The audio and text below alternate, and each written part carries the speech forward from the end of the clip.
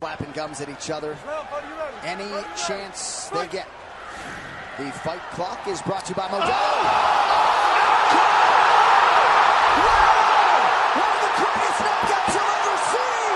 Oh my goodness! Stiff as a board! Oh my goodness! Hello, world. What's up, everyone? This is Dave from the Fight Bananas podcast, guys. Holy crap, what an event. UFC 239. This is the wrap-up. This is the recap. I'm getting my main man, the professor, Jon Radford, on the line.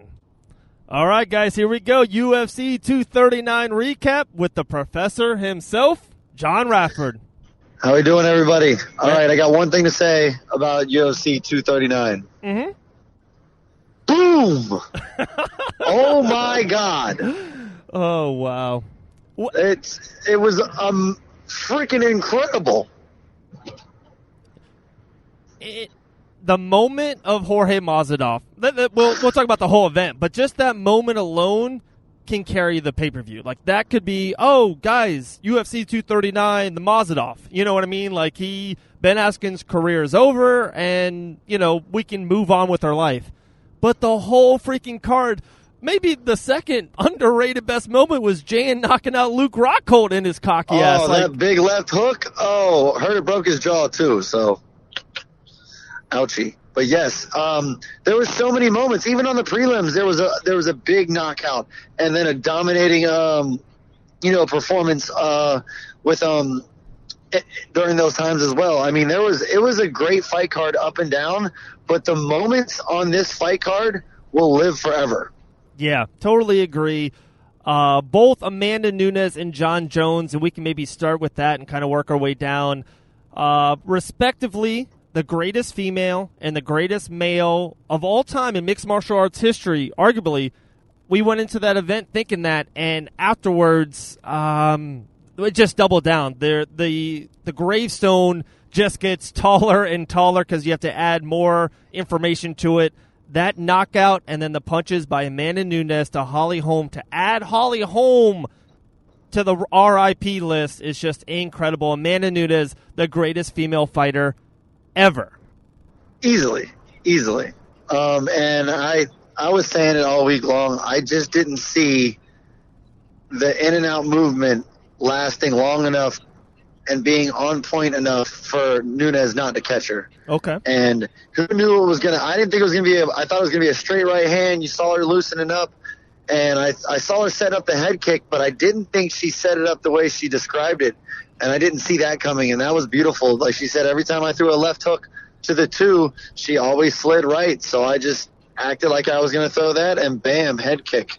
She saw it, she executed it, and it just lets you know how dominant of a striker she really is. She's not a haymaker thrower. She's doing, she's setting up her strategies, and she has a game plan every time she goes in there, and she's just nasty with it. Of course, and you talked about it. I loved the word you used, game plan, especially coming from the professor, especially you coaching up, many athletes down there in Port Orange, Florida.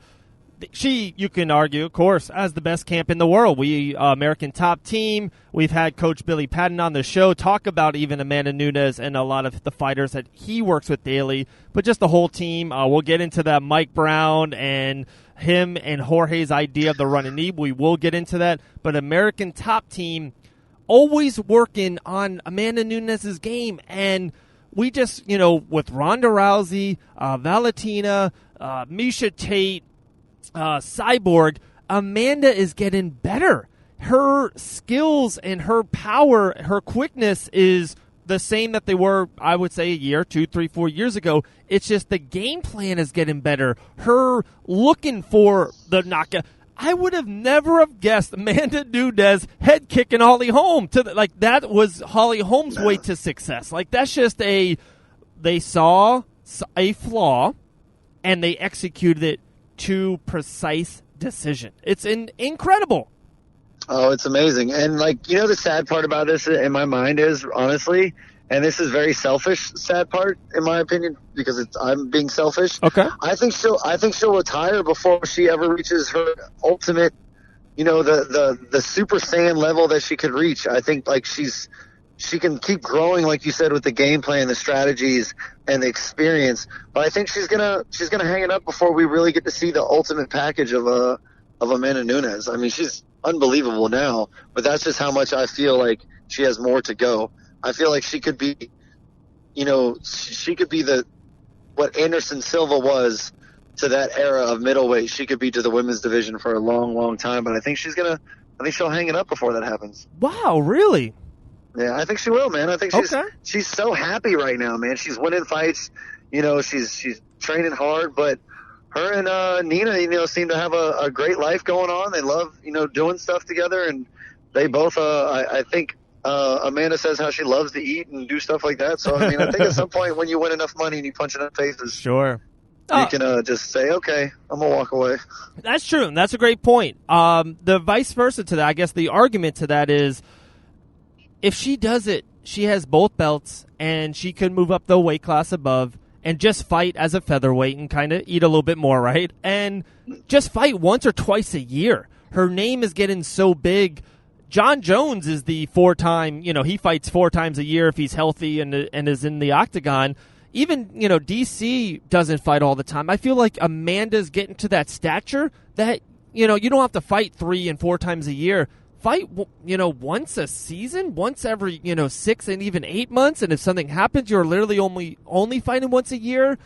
I think Amanda, she loves the game. With her girlfriend Nina in the game, she loves being around American Top Team. Billy says she's one of the nicest, best people in the world to work with. I can see her staying in this game, John. Maybe 5 more years, but maybe only fighting 4 or 5 times. You know what I mean? Okay, I mean, yeah, if she sticks around and does it like that, I'm not sure, it's a great point, and she could definitely do that. Her name carries definitely enough weight now. She's I had people that were more excited about her fighting than any other fight on the card of people that I've talked to. They're like huge Amanda Nunes fans, which rightfully so. I mean, I am too.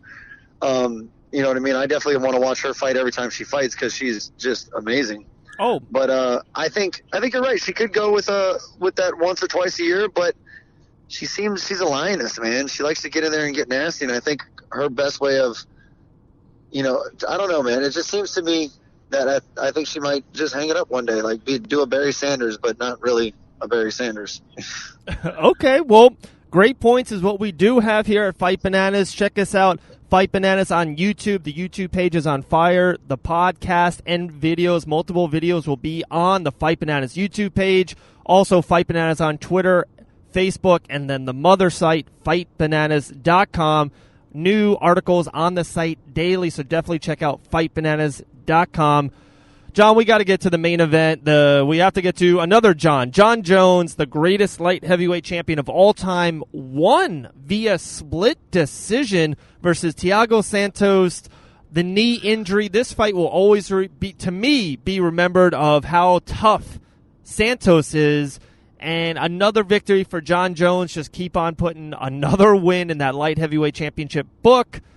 What was the thing? What was the moment? What was the, what would you remember for this You know what I remember? This is what I learned from that. Okay. You can check out the professor's notes on fightbananas.com.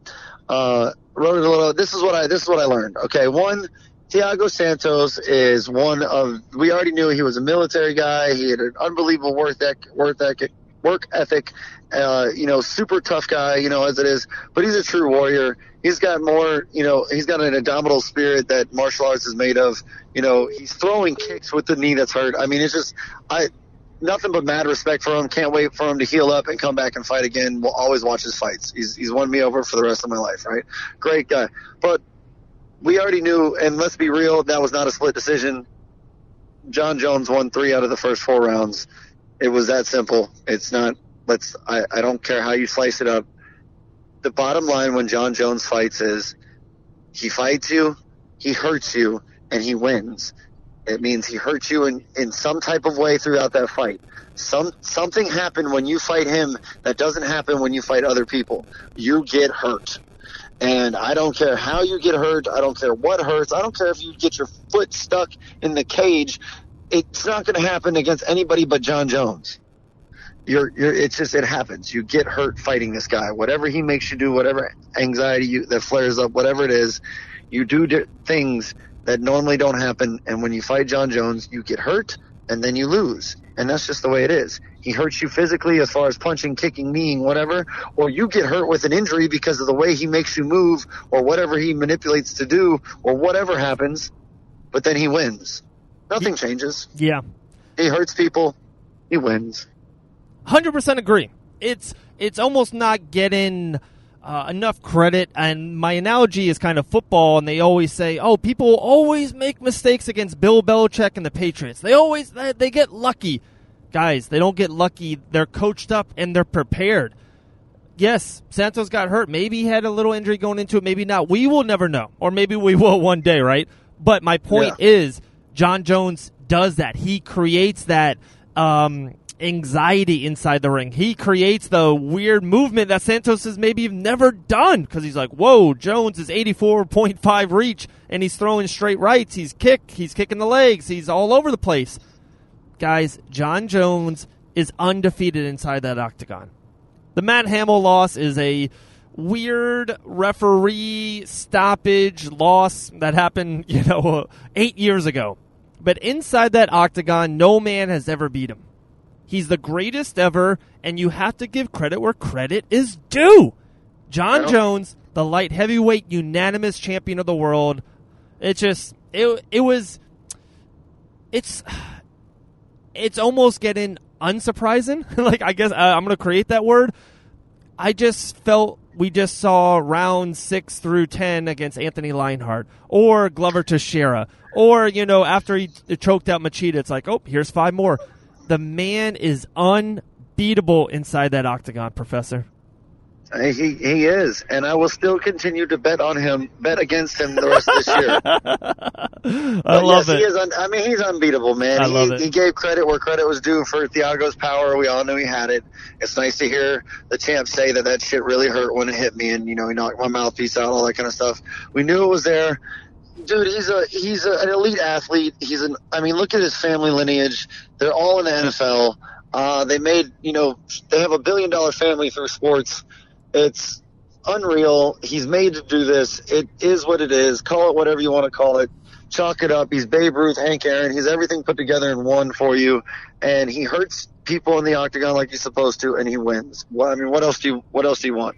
And he does it in creative, weird, amazing ways a lot of times too.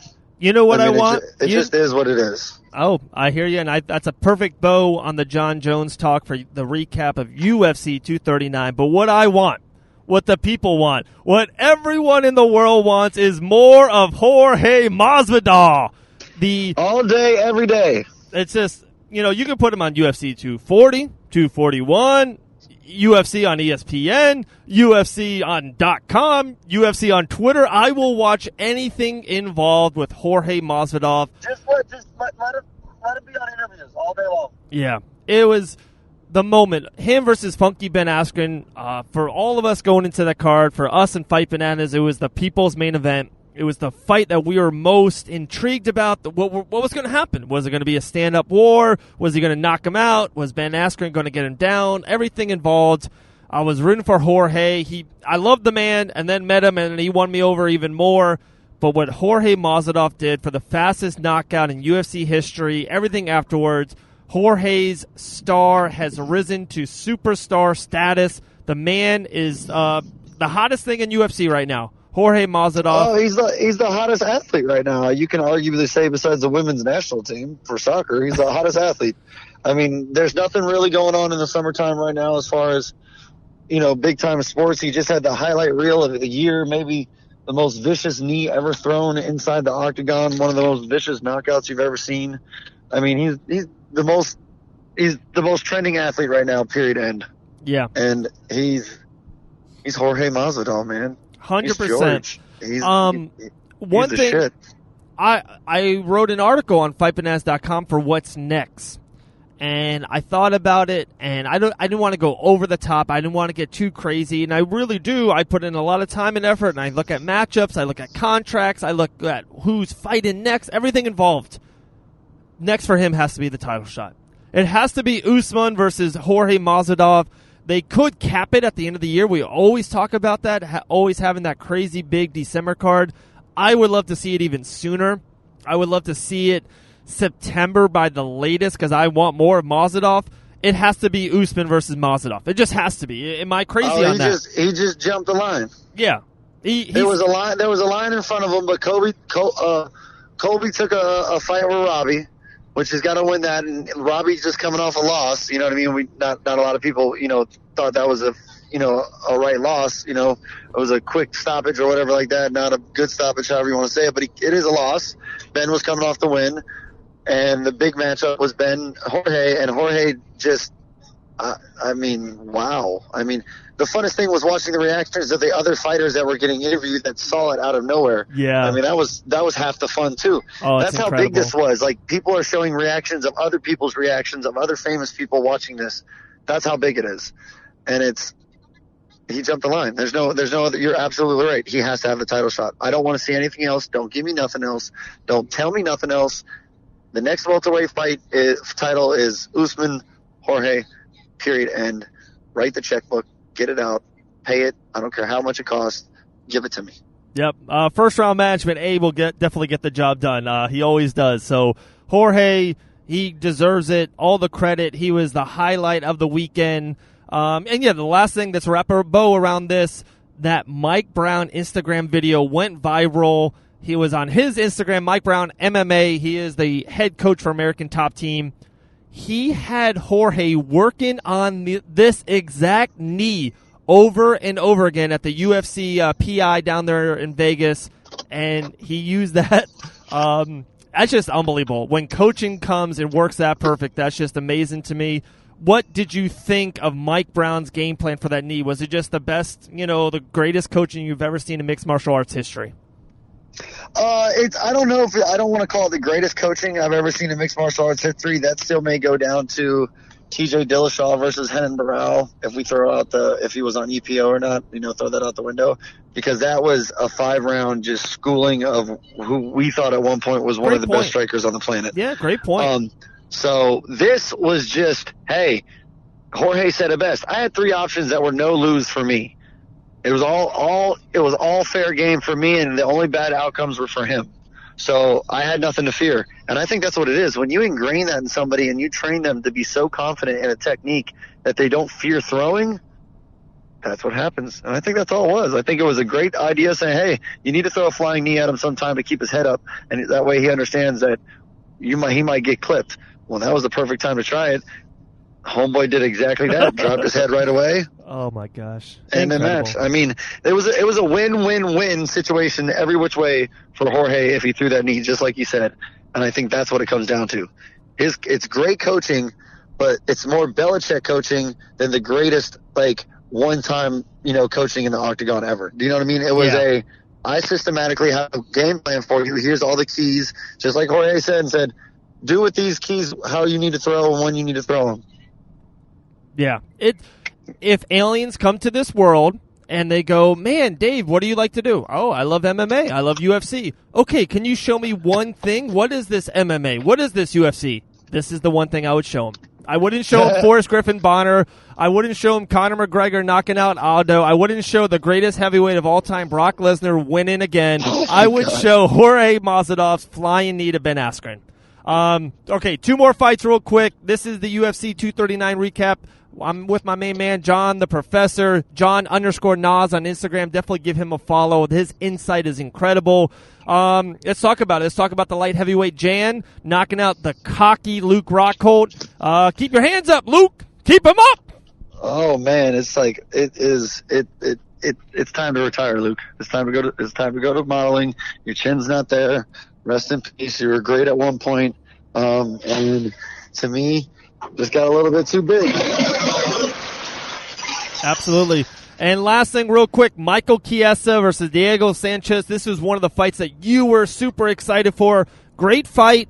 Diego looked too small to be a welterweight. Michael Chiesa mauled him, wrestled him, grappled him down for 15 minutes, got a unanimous decision victory. Michael Chiesa, what's next for him?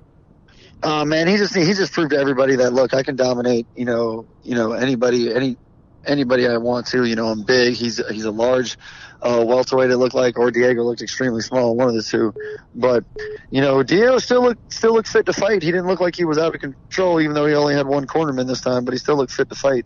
But, Michael Chiesa proved to everybody that, hey, I'm a real deal in the welterweight category, and I'm here to stay and keep going.